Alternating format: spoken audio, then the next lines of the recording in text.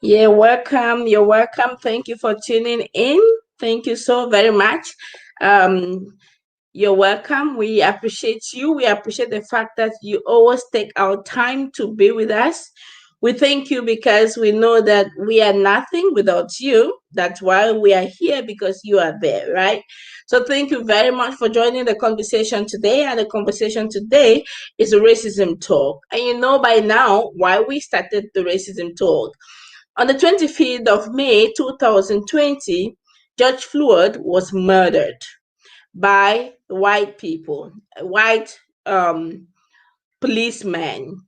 And ever since, we took upon ourselves the challenge to do the work of awareness, creating awareness in the community, creating awareness in the society, but most especially having this space for you and for myself so that we can heal from every hurt.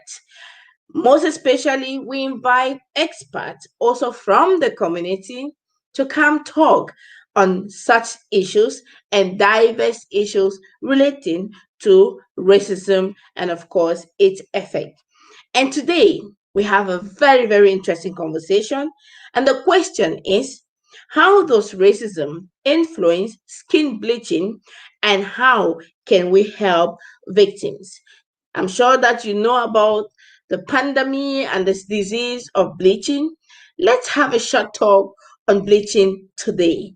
Stay tuned.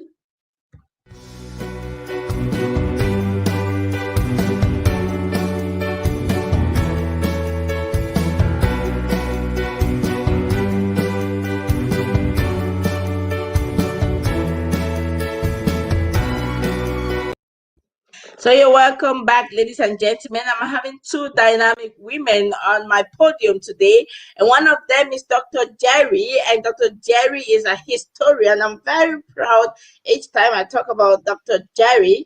She's a historian, and she's going to be telling us, of course, how racism has influenced the idea of skin bleaching and maybe how we can help the victims. Then we have another dynamic woman who will be joining us, I'm hoping, and she is Abunaw Olive, an activist, and she also will be talking on, of course, the effect of bleaching on the human, of course, the white, the black skin.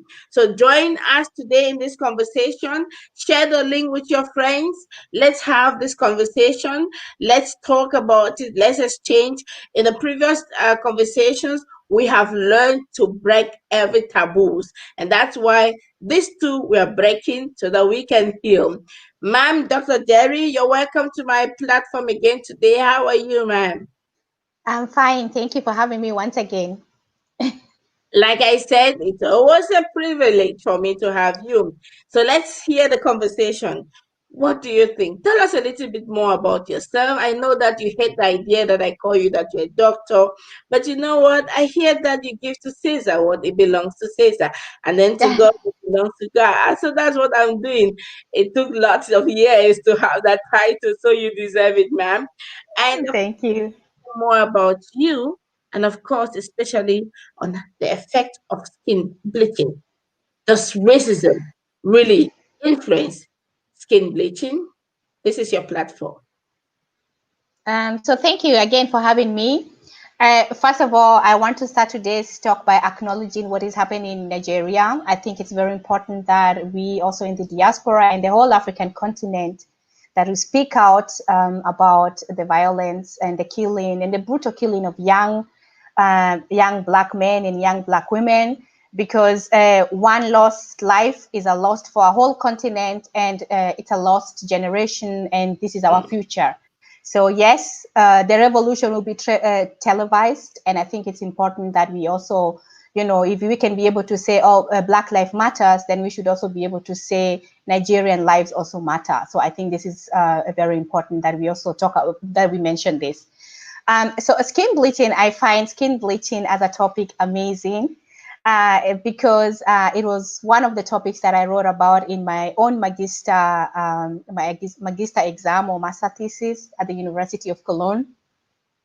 And one of the reasons why I started or why I wrote about skin bleaching was because I went to make my hair in an Afro shop, and a lady came in, and I was quite shocked seeing her face did not match with her hands. And I thought maybe maybe she was sick, or maybe she was having, you know, some problems. And then, of course, you know, it's in the Afro shops, or it's in the where we find, or where we talk about, you know, community issues. So those are spaces that, you know, we actually talk about a lot of things. And so the woman who was making my hair told me, "Oh, you don't know, it's because she bleached." And then, you know, I looked at the woman once again, and you could really see it was summer. She had black spots everywhere. You know, she really looked like she was having really skin issues. And so I started doing a little bit of research, trying to find out, you know, these skin bleaching products, which you could actually see in most Afro shops. They are open there, and a lot of people go and buy them. And I think, as the Nigerians would say, concoction, you have to mix different types of skin bleaching products so that you can have, you know, the wanted results.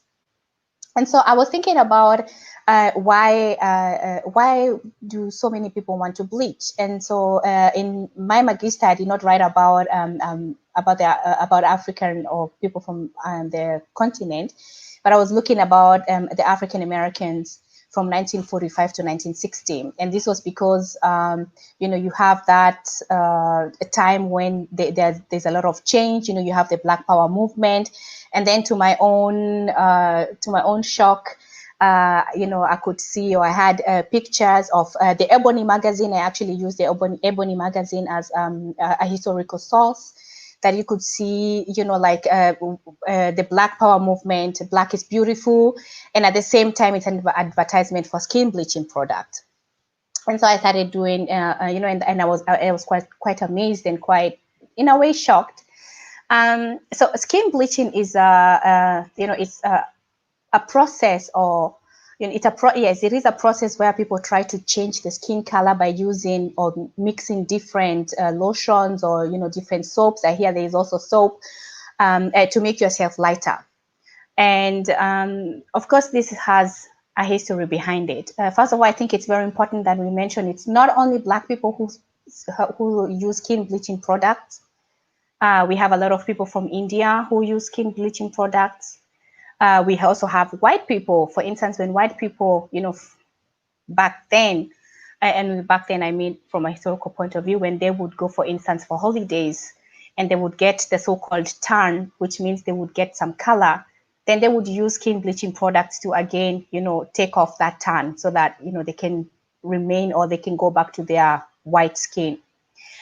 You have in Japan, you know, whiteness is a really big issue also there, where, you know, if you're light skinned, or if you're pale, it means that you're from a higher class, which is the same also in China. And only those who work in the fields are kind of dark.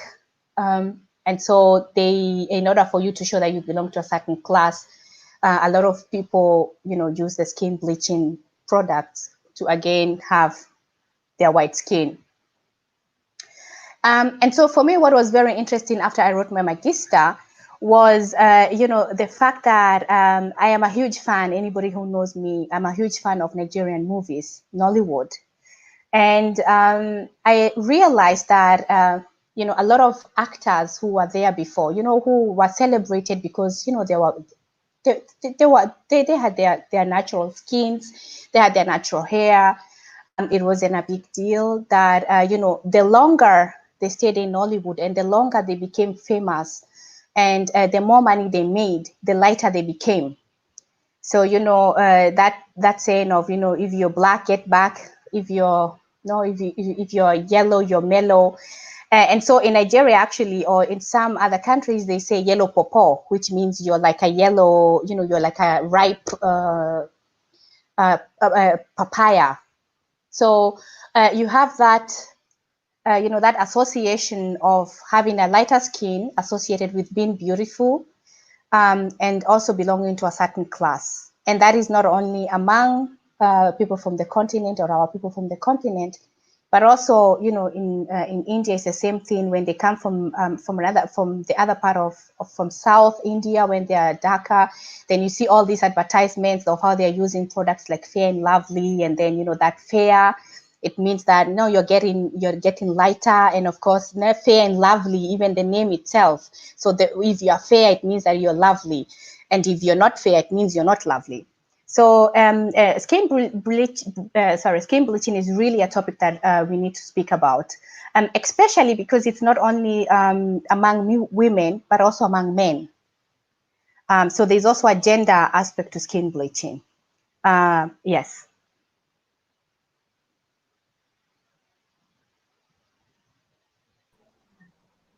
Thank you very much, ma'am. Thank you very much. That was a very fantastic conversation. Again, to know that it didn't start today. I was also very shocked when I was reading and researching and realized that white people really bleed.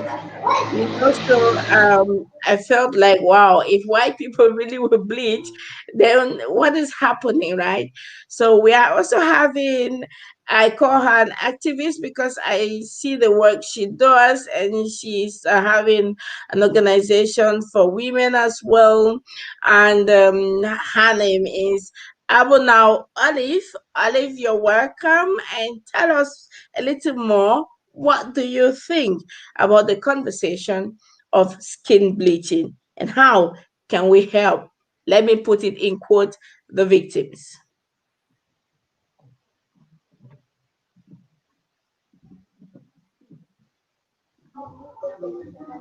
You can talk, ma'am.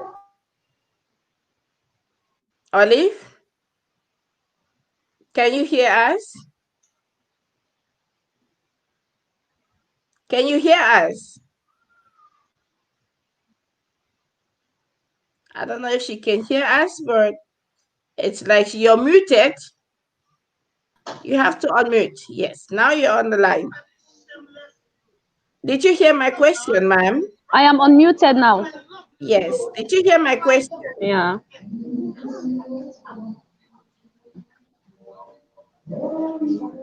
Me or her? I'm talking to you now, Olive. No, I only came live when she was live. That's okay. We are all live together. And the Come again? question is, can you tell us Yeah. in a few minutes, in 5 minutes, what you think about skin bleaching, and of course, how we can help people going through this kind of thing? Okay. Her connection again is a challenge. That's Africa for you. And that's the challenge we have as working together at an international level when you have to work with different organizations. We're working on all those who are watching it now. Thank you for watching. I'm seeing you all. We appreciate you. We know that we are here because you're there. Mary De Caro, thank you so much. Frank Fijil, thank you so much. Mesme Mwafo, thank you so much. We appreciate your being here. We know that you are there because we know that we are also here. Thank you. Ma'am, let's continue the conversation while she comes, and maybe let's talk again on. You mentioned in your opening speech that it is a long time thing, and you took the case study of the Indians, you took the case study also of the Black Americans or the Americans, and you mentioned precisely the date from the 1945 to the 1960s. Would you say that racism influences skin bleaching? Yeah, definitely. I mean, those are the constructions of beauty and constructions of what is, considered to be beautiful from a Western lens or from a Western perspective. Because so the reason why I started my research from 1945 to 1960 was because the Ebony magazine was founded in 1945. So what I was looking for is to see if, because Ebony, reinforces blackness, black power, and it's pro-black. And so I wanted to find out how, if you have any advertisements, skin bleaching advertisements, for instance, in such a magazine like Essence or Ebony. And yes, I did find those advertisements. And as I said, what really shocked me was, even after, the Black Power movement and even after the Civil Rights movement, so you have a kind of a shift where skin bleaching is also put together with Ebony. the Black Power movement. So, and so that was really for me very interesting. It's how we've learned to consider what is beautiful. And I must say that, back in Africa, we did not have this phenomenon of skin bleaching, not as we know it right now. Because, we all come in different shapes and in different sizes. It doesn't matter where we are from. I see some Nigerians, when I watch my Nigerian movies, I see some of them are so light skinned and they have green eyes. And then I see some of them are beautifully, have a beautiful melanin. And so, we should start thinking about or start asking ourselves how or when did this phenomenon of skin bleaching really start having a huge impact in the continent. And this is because of the kind of images that represent what is beautiful. When you have an advertisement of skin bleaching, showing a human face, on one side it's dark, and then on the other side it shows you, if you use a skin bleaching product, this is how you're going to look like, and then it says you look beautiful when you do that. And we have a lot of these skin bleaching products are actually coming from Europe and from North America, right? And it's they are making the big money. These are huge companies that are making money. These are companies like who make Nivea. So Nivea in Europe is a different Nivea than the Nivea that is going to be in the continent, or that is going to be in Asia, because it has been changed to cater for the market, right? It's all about selling. It's about consuming. And so when we look at this phenomena of people from the continent starting to use this skin bleaching product, and not accepting their natural skin color, it's because there is a lot of advertisement that is going on. Even me on my Facebook page, I get advertisements from France which advertise skin bleaching, and sometimes it's not even mentioned as skin bleaching. Sometimes they say it's a remover. You can remove your dark spots, or you can clean off some if you have some issues with the skin, you can clean it off. It's not always that they mention this is a product for skin bleaching, but it's always hidden in the kind of language. But the results should be that you look fair, right? And so, as I was talking about the Nigerian films, what you see is that there's a cut between the tradition and the modern. And in these films, what you actually see is that when your tradition, you have your natural skin, you have your natural hair, you have your African attire, which I think is really beautiful. And once you make that transition of coming from the village and going to the city, you change the hair, your skin becomes lighter. And now the phenomenon, which is really making me angry, and I'm a huge fan, as I said, of Nigerian movies, is that they're even having, most of them are wearing contacts. They're having green contacts and they're having blue contacts. I mean, we can argue about what you think is beautiful or not, but I'm just thinking about the message that they're sending to the next generation and to younger girls and younger boys, which is that if you're successful, and if you want to have a success, and if you want to achieve something, not only in Africa, but anywhere, you have to be light-skinned. So it's also a question of colorism, right? We are introducing the thing of that if you're light, you're better, and anyone else who is dark should stay behind, and you're considered to be ugly. And that's why I was, we had the Miss Universe from South Africa, where she had her short hair and her skin, it's natural. And, and I'm like, this is exactly what we need. We need role models representing beauty that is not bought from a jar.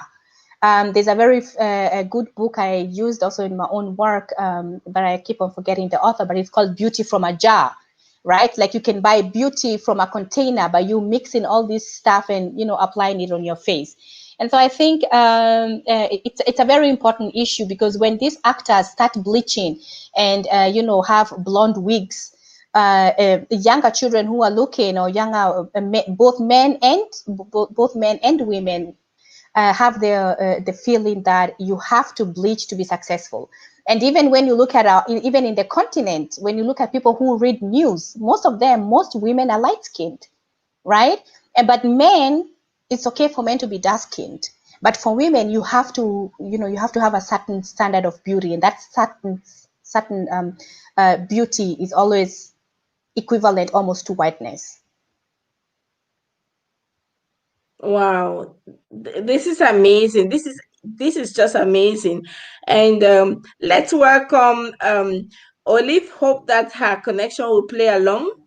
And Ma'am Olive, you're welcome. I hope that you can hear me now. Can you hear now, ma'am? Can you hear us, Olive? Okay, I think she has a challenge again with her connection. Olive, if you can hear us, then it would be nice if you can tell us Yeah, what you think the I hope effects so. are. Okay, you're welcome. Thank you. I hope that your connection plays along. I can hear So you, but I'm not. I'm backstage. I can hear you. I can hear you. I can hear you. now you're front stage. Yes, I You're can not get you. okay. I can That's get good. you. I can hear you too. No, I can get you. Me too. Okay. Now, question for you, ma'am. Tell us a little more. Okay, yes. Okay. Tell us a little more about I skin hope bleaching. so too. I hope so. Okay. Um, Thank you so much for this privilege to talk about this thing because it's something that is very rampant. Yes, I'm speaking to. Yes. Yeah. We're hearing you. Okay. Skin bleaching, as I understand it in our area where I come from the time I was little till I have grown up, is just something that sometimes it starts with you yourself wanting the best complexion for your body.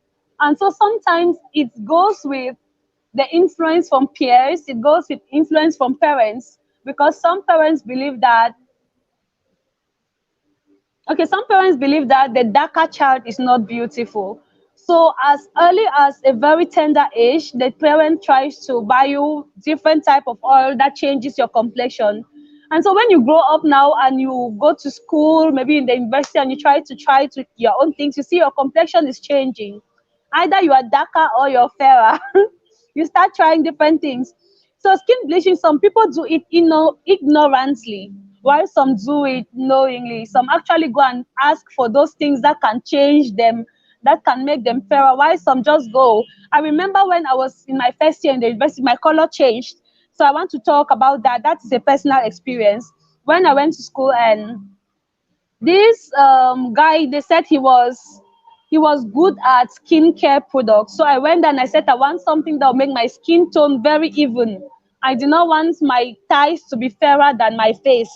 I wanted my skin to be even, and he gave me something. I used it and I started getting fairer, and my friends were like, "Bet it's nice. So see how it shine." Like they said I was looking brighter and it was nicer. So I should continue. Now I am not so dark, but it made me to be like white, and I could no longer recognize myself when I look at myself in the mirror. I could not relate to the person I see, and somehow it affected my confidence instead, because growing up I know how I look like. Then rubbing that, I became like a métis.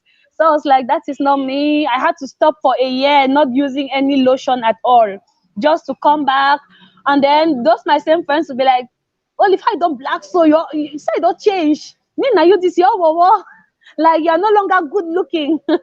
They wanted me to be that métis form, and I had to just stop it and had to I just told myself the truth, like this is not me. Like the devil wants to take something from me, because I believe in spirituality a lot. So I was relating a lot of the physical changes to my spiritual atmosphere inside. I was like, if this thing changes, it means something inside of me too will be affected. And so I stopped for a year, and I've been advising some girls, like some will say some who voluntarily cream, and it has burnt their knuckles and they no longer look fresh, they look old. I'll tell them, you can stop this thing. I actually used the wrong product and I stopped and I'm back to myself. You can stop and you come back, but they don't want to stop again. They say when they stop, they look ugly. So I think that it is a very big problem with our mindsets. I think that it starts with our mindsets. Most people, just like the doctor has explained, most people believe that being lighter in complexion is beauty.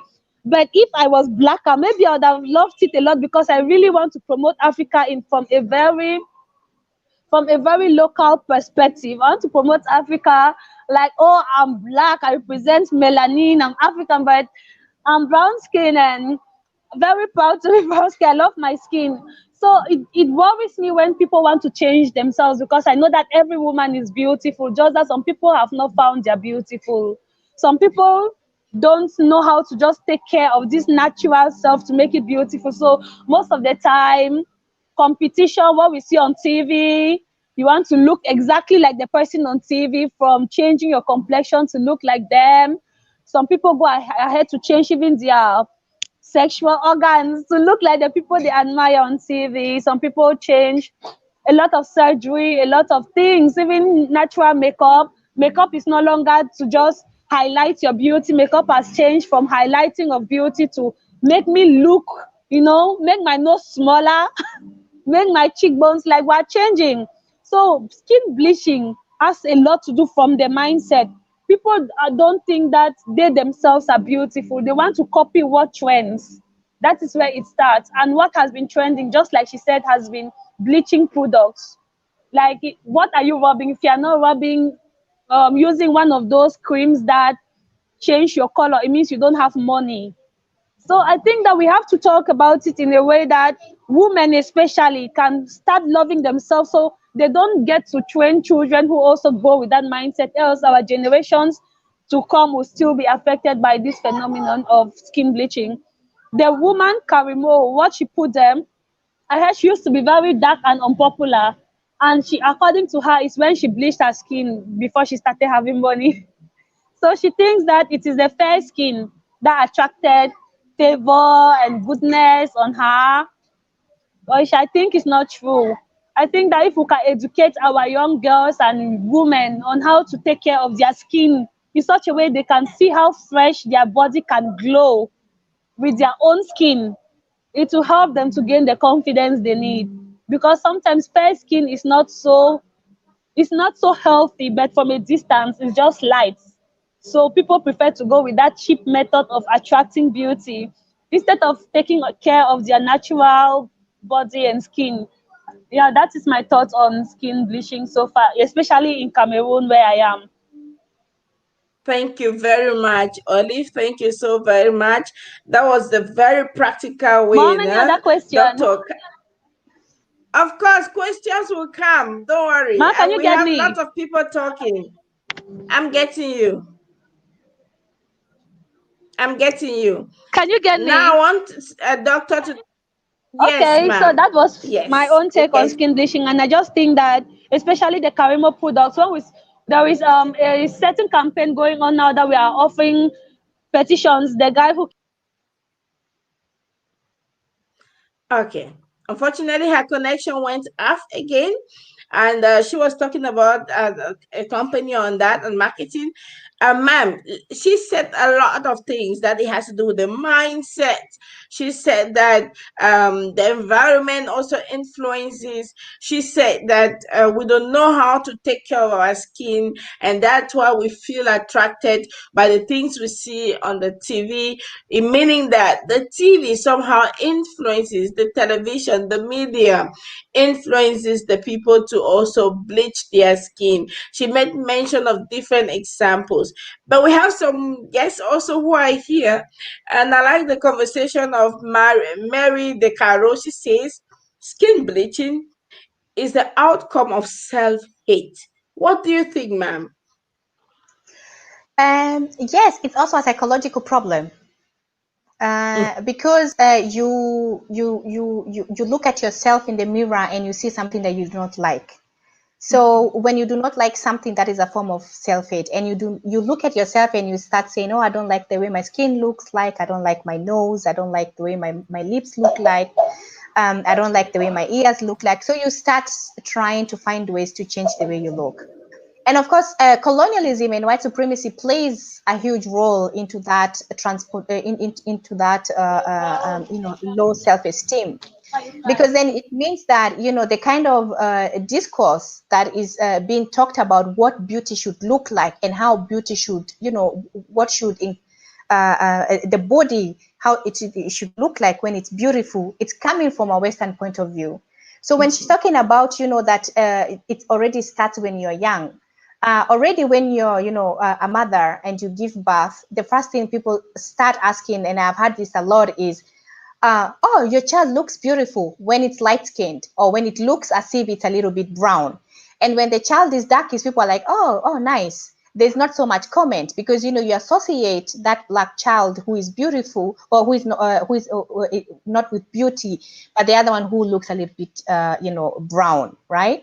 And so we have all these constructions that are being transported to us, and have always been through the media, through the kind of things that we watch, through the kind of books that we read, because the magazines that women read when they're in their hair salons or even at home, all the people who are on the cover magazine, they're always light skinned and they look like almost white.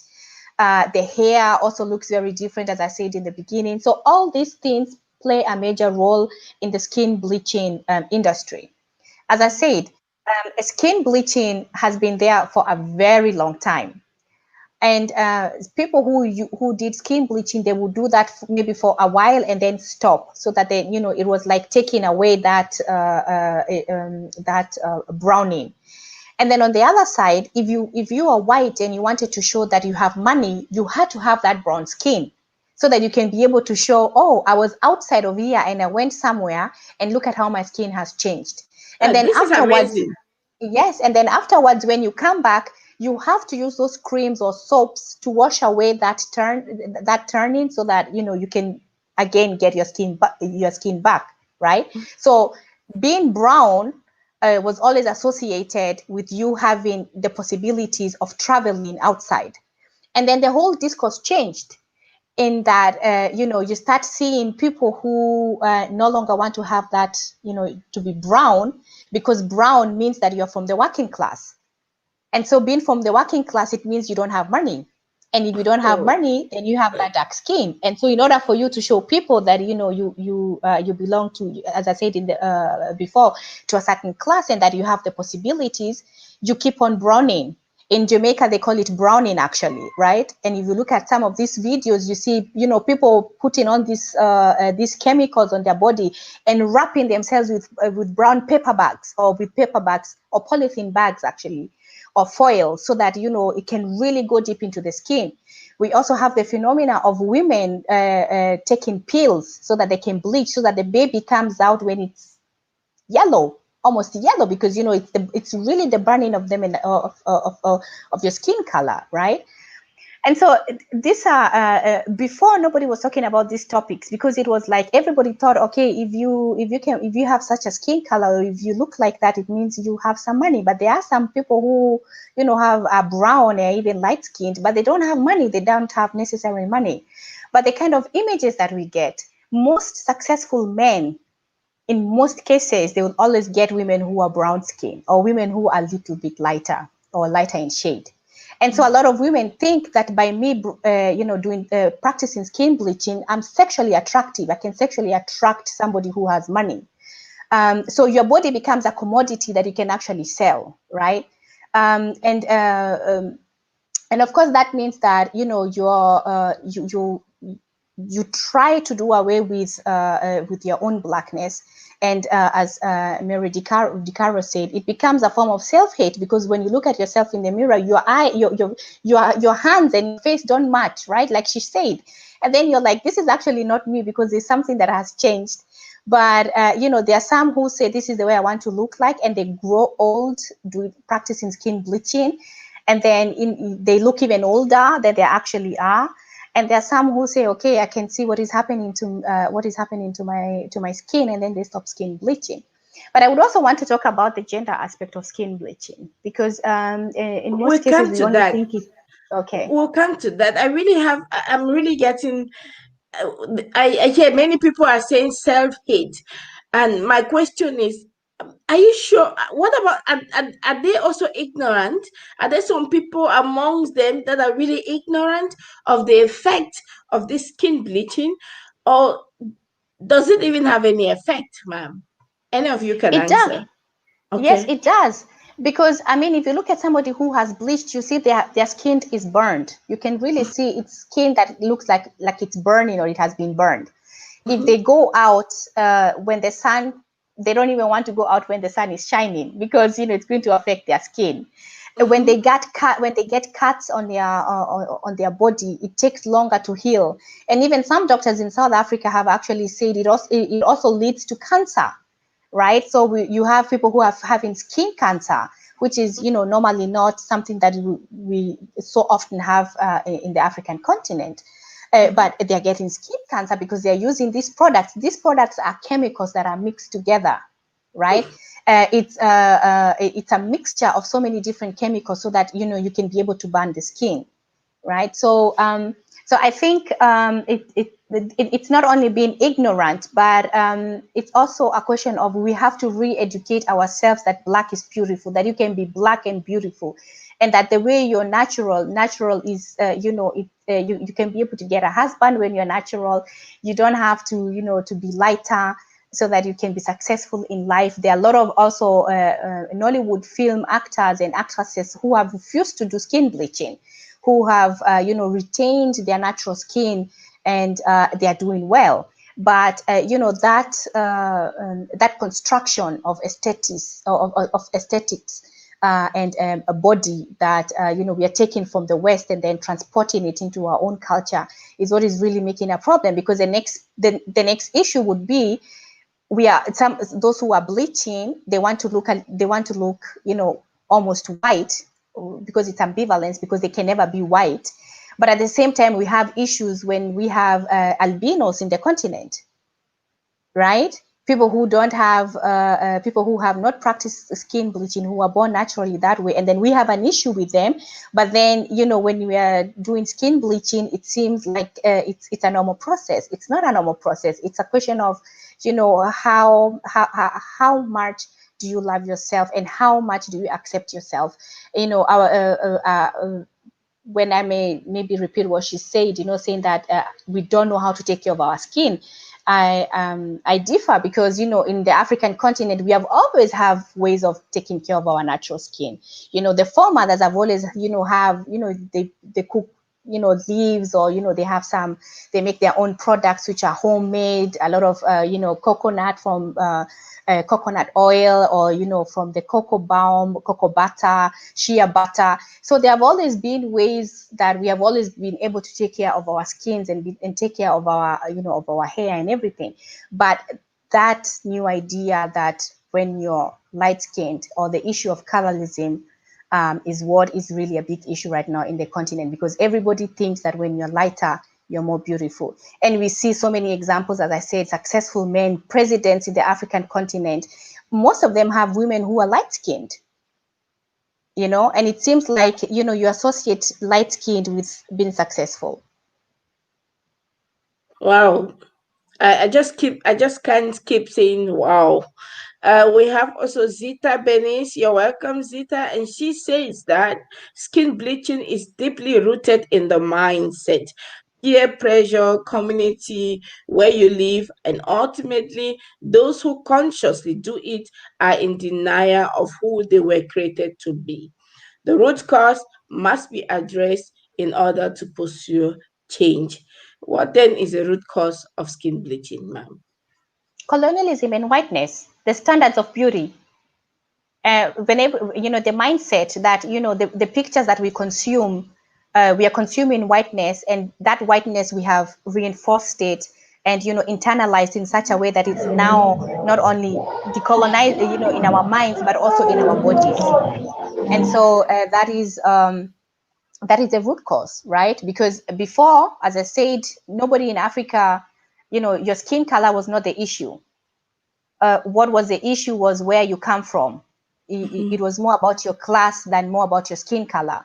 And then, of course, as time went by, we start seeing certain images, and then we consume these images, and then we have a kind of transformation in how how we think about beauty, right? Because when we consume those images of whiteness, when we consume those images of our own people doing skin bleaching, and then all of a sudden we see them everywhere, then we think, oh, that's the way to go, right? And in although some people may disagree, or I don't know if it's true, but there are some well-known actors and singers who, when you look at when they started, they were actually dark-skinned, and now they keep on changing. I mean, from North America, you can see that, like Lil Kim.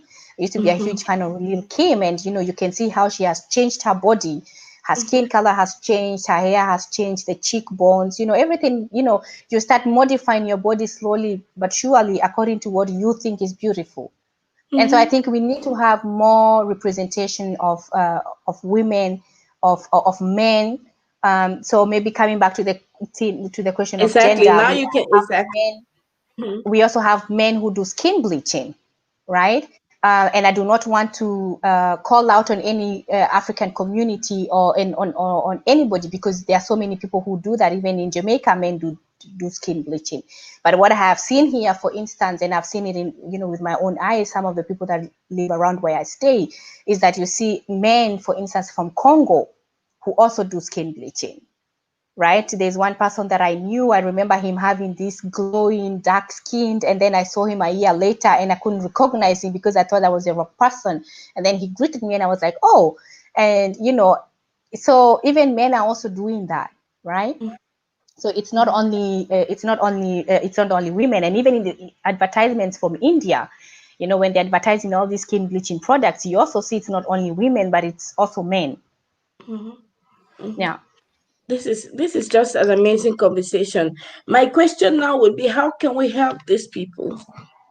I mean, those who are not conscious, those who are, let me pretend to believe that they are not conscious of what they are doing, and they really want to get out of it. How do we help them, even psychologically, so that they regain back their right mindset and can be able to enjoy again their true identity or their true color or whatever? But I also think that people who do it consciously, right? It's not only ignorance, but there are also people who know that when I use this product, this is going to be the result. So it's not only, people who are ignorant or people who are not educated. There are also a lot of educated people who still use skin bleaching products. And as I said, sometimes it's not even, it's even how these creams are packaged. Sometimes you do not even know that there's a skin bleaching agent in that product that you're using, right? Unless you really read the ingredients and then try and see what is inside. Most of these creams that just say it's just a face cream or it's a body cream, they have this lightening or what they call brightening agents in them, right? So sometimes you may be using it and you don't know, and there are people who use it because they want to use them.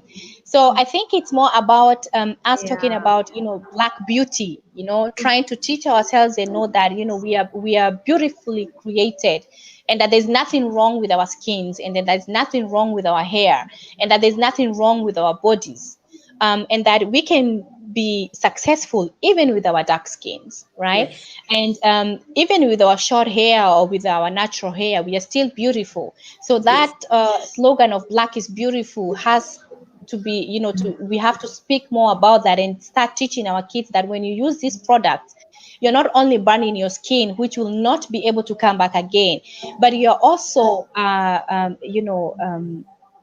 you're also bringing new diseases into your body that you might not have had before, that now are going to be caused by this mixture of different creams and different concoctions, so that you can be lighter.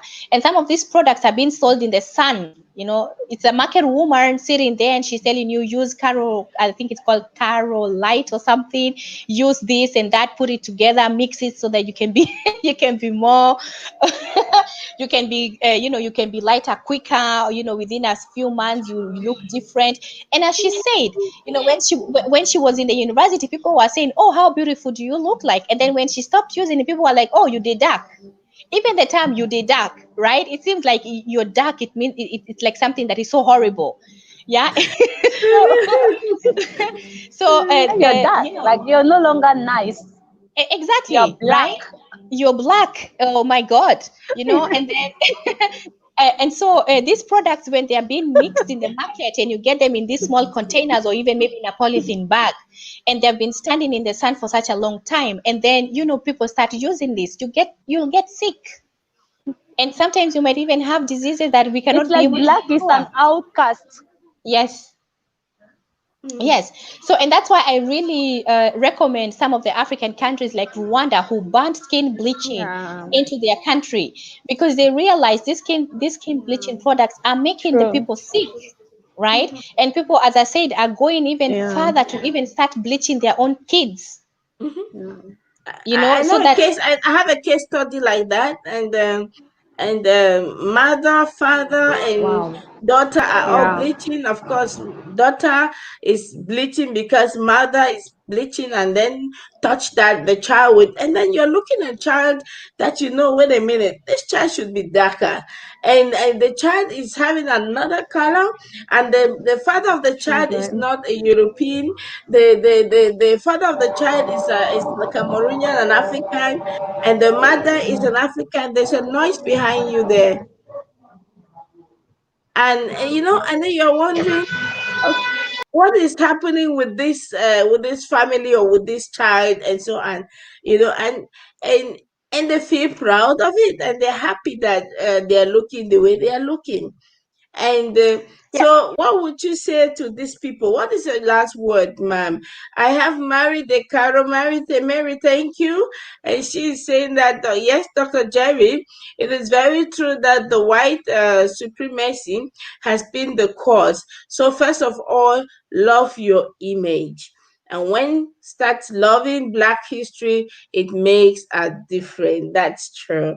That's true. I mean, there's nothing that fascinates me when I have a conversation with a Black historian, and I'm very convinced that she's going to tell us a Black history. And that's why I always want to get you back here, because I know you're definitely going to tell us the Black history. And I'm so fascinated to learn more about the Black history, because we did have that in school. I went to school in Cameroon. I grew up there. And when I was taught history, I was taught the European history. So I have a mastery of the European history. And then until I arrived Germany, before I realized that, there's another history that's more important. That's my history. Yeah. So Olive, you're welcome back. I hope that you can hear us. So tell us, Olive, what would you tell a young lady who is bleaching? What would you tell them? How would you advise them maybe stop, and what should they use instead of bleaching their bodies?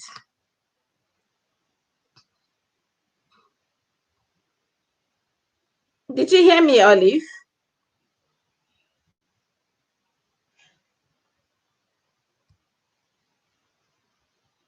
You can unmute yourself, Olive.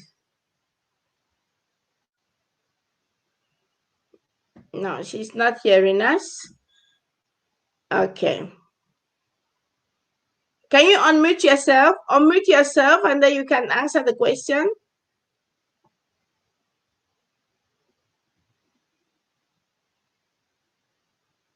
She's just enjoying the music behind, and she has not heard us, right?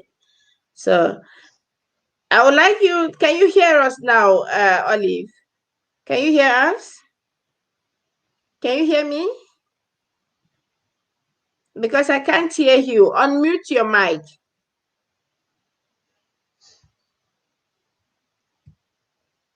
Okay. You have to unmute your mic. She's not getting us, and we're not getting her. So, Dr. Njeri, you have to tell us again. Now, a young lady is coming to you, and then she tells you, you meet a young lady on the street, and she feels she doesn't like her black skin. She Yes. Can you doesn't. get me now? Okay, now I can get you. Hello, can you get me? It's a challenging one today to have a communication with internet issue. Now, Dr. Njeri, tell us, if you meet a young girl, a young teenage girl here in Germany, you went to school here, and then they tell you, like they told my daughter some time ago, oh, you're dirty. So how do we help these young people so that they don't grow up with this mindset that is dead? How do we help them? I think we should start having conversations with our kids. Even the kind of programs that we let our children watch when they are small plays a major role. When you let your child or your children consume only white images, and in white images, I mean small kids playing and all of them are white, then one day they look at themselves and then realize that they look different. Mm-hmm. And then when they realize they look different, how are you going to explain to them they look different when you have only let them consume images of whiteness? So we need Mm-hmm. to have this conversation with our children. We need to also, as parents, be able to show our children there are also alternatives. If you have YouTube, let your children watch, cartoons or, animation films where there are also Black people and Black children. There was Mm-hmm. a doll test that was done, I think, in 1945 or even before in the US, where they had the black doll and the white doll, and kids had to choose. And most people, even black kids, because of that of white supremacy, and because we've been taught to hate ourselves, and that we've been taught that how we look like is not beautiful. Most kids associated all the negative stereotypes with the black doll and Mm-hmm. not with the white doll. So even as mothers, when we have children, what kind of dolls do we buy for our children? If you buy Yes. your children white dolls that have blue hair, blue eyes, and blonde hair, how does Mm-hmm. that child see him or herself in that doll? They Mm-hmm. cannot be able. And so when you try to tell them that, if you're not light, you're not beautiful, it's going to be very difficult, because those are the images you've let them consume throughout. So we need Mm-hmm. to have conversations with our own children about this topic. Tell them that they are beautiful the way they are, and that their skin, it doesn't have a problem. It's other people who think she's a problem that have the problem, and not them. Mm-hmm. And that starts in our own homes. If Mm-hmm. your child has natural hair, stop saying every time that your child has nappy hair, or I cannot be able to manage this hair because it's difficult. You also Mm-hmm. have white people who also have difficult hair, right? Who also have to use these chemicals to strengthen the hair so that they can even comb it. But we have gone an extreme, another degree, where we know we associate even our own hair with something that is very negative. Yet, our hair is beautiful. There's nothing we cannot be able to do with our hair. There's nothing we cannot be able to do with our Mm-hmm. skins. We look beautiful just the way God created us. And he did Mm-hmm. not make a mistake creating us in that, with our blackness and with our beauty. So teach your Mm-hmm. children that being black is something that is positive. Teach them that there's nothing wrong with them the way they look. Make sure that the kind of things that they consume have something to do with something where they can see themselves, right? Because when they go here to kindergarten, in most cases, they will not see children who look like them. Most of them, they're only surrounded by white kids. And Mm-hmm. then when that conversation starts, then it's going to be very difficult for us Yeah. to educate our children. So we need to educate our children that black is beautiful, and that there's Mm-hmm. nothing you cannot be able to achieve because of your skin color, and that your Mm-hmm. skin color does not define your future, and your skin color does not define who you are. Say Because that if we again. have because when our kids go and they say, oh, this person looks beautiful and that person looks, show them different shades of people from the African continent. We Mm-hmm. all have different shades, and yet we are all beautiful in our different shades, right? There's no one shade that is more beautiful than the other. So by us doing that and re-educating and talking and having these dialogues with our children, I think it's very important. Because my son also came home and he asked me, Mama, I am bin ich schwarz oder bin ich braun, right? And then we also have to have this conversation also with our sons, right? So that they Yes. do not think that it's only anything that is lighter that is beautiful. Mm. That we, And another thing that I also do a lot is let my children also play with other Black kids. Yes. Which is very important, because then, through that, you're transferring positive images, and that they That's do true. not have always to talk about their skin color, where they can just be kids. That's true. That's true. Where they can just be kids. This is Yeah. a powerful end up where they can just be kids. Let's hope that Olive can say a word before we are rounding up. Olive, give us your last word. We are rounding up. Give us your last word to the topic skin bleaching. And what would you counsel us and counsel the people listening to us? Yeah.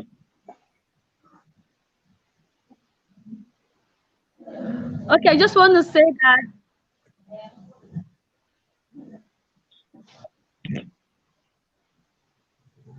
yeah, I would just give with young women to love themselves. There is beauty in confidence. I think that the most attractive accessory that a woman can wear of all time is her confidence. And that confidence comes from when you love yourself and you decide to take care of yourself. There are organic products that we can use.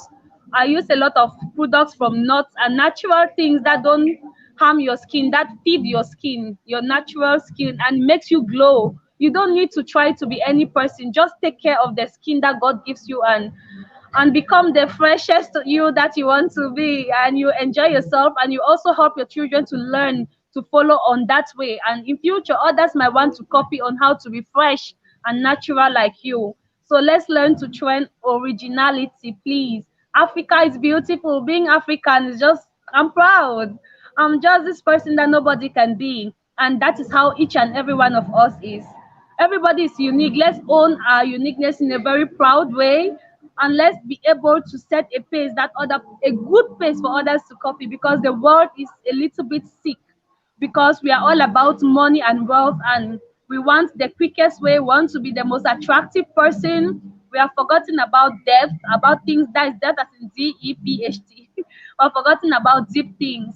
If we can go back to what matters, what value is all about, what worth is all about, we love ourselves enough to respect the skin that we are in.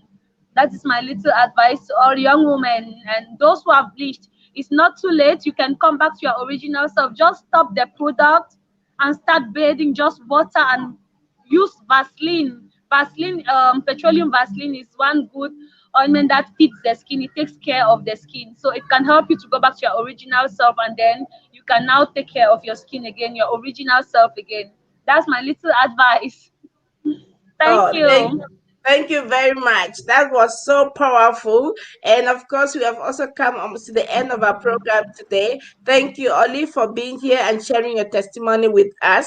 It has inspired me, and I'm sure that many other young women are out there. They have listened, and some of them will go back to having back their beautiful skin because, like Dr. Jerry said, black is beauty. Thank you very much. Thank you also, Dr. Jerry. Like I said, it's always a privilege when I have to share a platform with you because I know that you're going to take us back to the history lane. And do you have any last word for the people? Yes, I would like to say, wear your skin, wear your blackness with pride, and Oh, don't be apologetic about your skin color, because we are more than our different shades. Oh, this is beautiful. Thank you very much, ladies and gentlemen. We've come to the end of this conversation. Today was a special conversation today, also because I was provoked by an image I saw, and I thought to myself, what can what went wrong? What went wrong, and how can we help? And today we have understood that it's all in the mind. And if it's in the mind, then just like the computer, we can reboot it again and so that we start all over. Thank you, ladies and gentlemen, for being here. Dr. Jerry, thank you very much for joining the program, and I appreciate you. Thank you, all of you. I'm seeing you. We appreciate you. You're just so wonderful.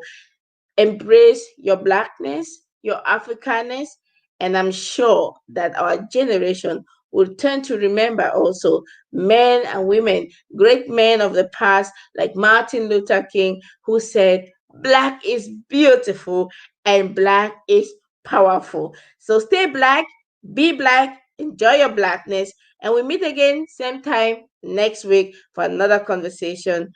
God bless you.